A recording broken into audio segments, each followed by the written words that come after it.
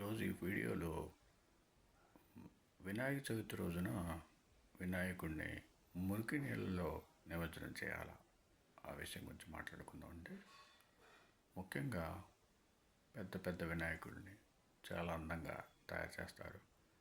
వినాయకుడి పండుగ అంటే వినాయక చవితి అంటే అందరికీ ఇష్టమే. అయితే ఒక విషయం మటుకు అందరూ గుర్తుంచుకోవాలి. మనము స్నానం చేసేటప్పుడు నీళ్ళు ఎట్లా ఉండాలని కోరుకుంటాం?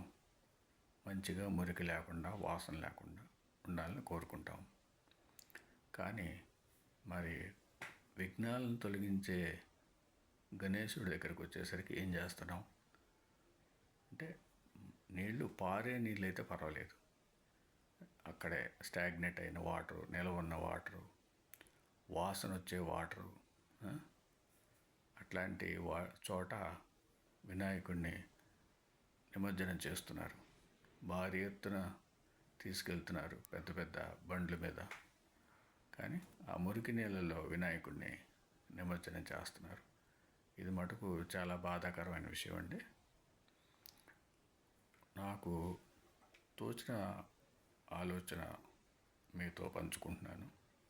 ముఖ్యంగా వినాయకుని ఎంత పెద్ద విగ్రహం అయినా సరే మట్టితో తయారు చేసుకోవడం, అట్లాగే కలర్స్ కూడా, అంటే పర్యావరణానికి హాని కలగకుండా మంచి మంచి కలర్స్, వాటర్ పెయింట్స్ ఏదైనా సరే వేసుకోవడం చాలా ఉత్తమం.